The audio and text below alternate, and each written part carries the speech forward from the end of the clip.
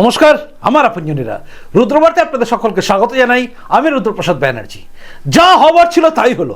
আবারও মমতা বন্দ্যোপাধ্যায় বা তৃণমূল কংগ্রেস কার্যত কোর্টের কাছে গিয়ে ধাক্কা খেলেন এবং তার সঙ্গে সঙ্গে একটা জিনিস পরিষ্কার হয়ে গেল যে আগামী দিনে মমতা বন্দ্যোপাধ্যায়ের কপালে কিন্তু দুঃখ আছে, আর সেই দুঃখ যে খুব শীঘ্রই আসতে চলেছে এটা একদম পরিষ্কার। কেন বলছি, চলুন শুরু করা যাক সব নিয়ে এই মুহূর্তের রুদ্রবার্তা।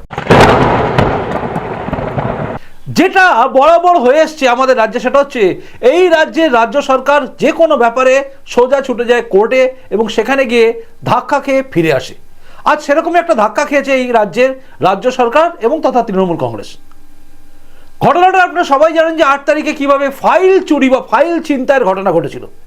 এই রাজ্যে আমরা অনেক কিছু দেখেছি, কিন্তু দেখিনি কোনোদিন, রাজ্য কেন বলবো, গোটা দেশেই দেখিনি কোনোদিন কোনো মুখ্যমন্ত্রী চলে যাচ্ছেন গিয়ে ইডির কাজে হস্তক্ষেপ করছেন এবং ইডি যেখানে রেড করছে সেখান থেকে ফাইল পত্র তুলে নিয়ে আসছেন এবং গর্ব করে প্রেসের সামনে দাঁড়িয়ে বলছেন আমি সব নিয়ে এসেছি।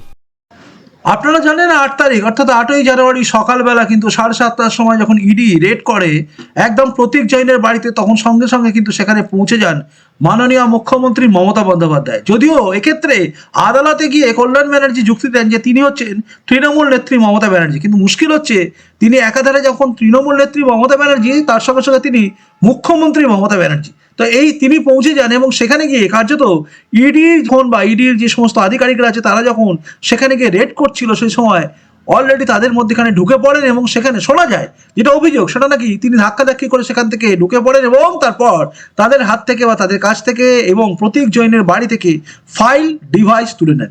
এবং শুধু এখানে তিনি ক্ষান্ত হননি, এরপরে আইপ্যাকের যে দপ্তর ছিল সেখানেও তিনি চলে যান এবং সেখানে যখন ইডি রেড করছে সেখান থেকেও কাগজপত্র ফাইলপত্র তিনি ছিনিয়ে নেন বলে অভিযোগ।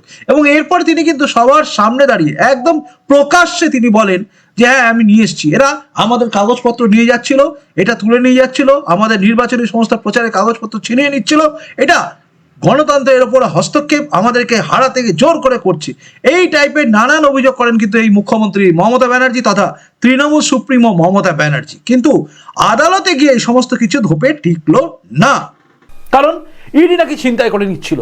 অ্যাকচুয়ালি ছিনতাই কারা করছে, কারা নিয়ে পালাচ্ছে, এগুলো সব কিছু পরিষ্কার হয়ে গেছে। এবং পরিষ্কার হয়ে যাওয়ার পরে আমরা দেখলাম উল্টা চোর কত আলকো ডাটে, মানে যে ফাইলগুলো নিয়ে চলে গেল সেই দেখলাম উল্টে ইডির বিরুদ্ধে মামলা করে দিয়েছে। আজকে যে মামলা শুনানি ছিল হাইকোর্টে, যেটা আগেই হওয়া উচিত ছিল, এবং সেদিন হই হট্টগোল করে বিচারপতি শ্রীমতী শুভ্রা ঘোষের এজলাস থেকে এই মামলাটা যখন চলছিল তখন সে সময় এত হই হট্টগোল করেন যে বিচারপতি শ্রীমতী শুভ্রা ঘোষ তিনি উঠে যান। আজকে সেই মামলা শুনানি হচ্ছিল এবং শুনানির সময় এই যে তৃণমূলের তরফ থেকে ইডির বিরুদ্ধে যে মামলা করা হয়েছিল যে ফাইলপত্র তুলে নিয়ে চলে গেছে, এই মামলাটা খারিজ হয়ে যায়, কারণ ইডি পরিষ্কার করে জানিয়ে দেয় যে তারা কোনো কিছু তুলে নিয়ে যায়নি। অ্যাকচুয়ালি কোনো কিছু যখন কেউ নিয়ে যায়, ইডি বলুন বা পুলিশ বলুন, যদিও এই রাজ্যের পুলিশ এটা করে কিনা জানি না, কিন্তু সব জায়গায় নিয়ম হচ্ছে একটা লিখে দেওয়া যে আমরা এই জিনিসগুলো নিয়ে গেলাম। ইডির মতো একটা কেন্দ্রীয় গোয়েন্দা সংস্থা তারা কখনোই এরকম অন্যায্য কাজ করবে না যে কোনো কিছু না লিখে হট করে নিয়ে চলে যাবে।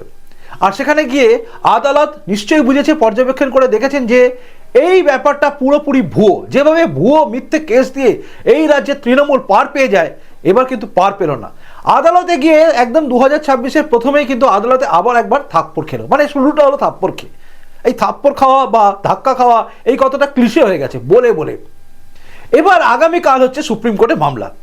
দেখুন এখানে কিন্তু একটা গুরুত্বপূর্ণ ব্যাপার রয়েছে যে আগামীকাল সুপ্রিম কোর্টের মামলায় কিন্তু নজিরবিহীন ঘটনা ঘটতে চলেছে। কারণ যদি আদালত শুধুমাত্র মুখ্যমন্ত্রী আছেন বলে তার বিরুদ্ধে ব্যবস্থা না নেয়, তাহলে গোটা দেশের সংবিধান বলুন বা আইন বলুন সব কিছুর উপর একটা প্রশ্ন চিহ্ন আসবে। আর সেই প্রশ্ন চিহ্নটা কি জানেন? মুখ্যমন্ত্রী যদি কোথাও ঢুকে গিয়ে কারোর ফাইল, এই তদন্তকারী সংস্থার হাত থেকে ফাইল সমস্ত কিছু ছিনিয়ে আনতে পারেন, তাহলে আগামী দিনে যে কেউ, পুলিশ যখন রেড করবে সেখান থেকে জিনিসপত্র নিয়ে আসতে পারে। যে কোনো সাধারণ লোক যদি কোনো সরকারি কাজে হস্তক্ষেপ করে তার বিরুদ্ধে যে ব্যবস্থা হয়, একই ব্যবস্থা হওয়া উচিত মমতা বন্দ্যোপাধ্যায়ের বিরুদ্ধেও। কারণ সংবিধান বলছে প্রত্যেকটা মানুষই সমান। একজন চিফ মিনিস্টার বলে তার কাছে বিরাট পাওয়ার আছে, সে সব কিছু করতে পারে, এইটা তো হতে পারে না। তাই আমি আপনাদের প্রথমেই বলেছিলাম, 8 তারিখেই বলেছিলাম যে ফেঁসে গেছেন কিন্তু মমতা ব্যানার্জি। সত্যি মমতা ব্যানার্জি কিন্তু ফেঁসে গেছেন।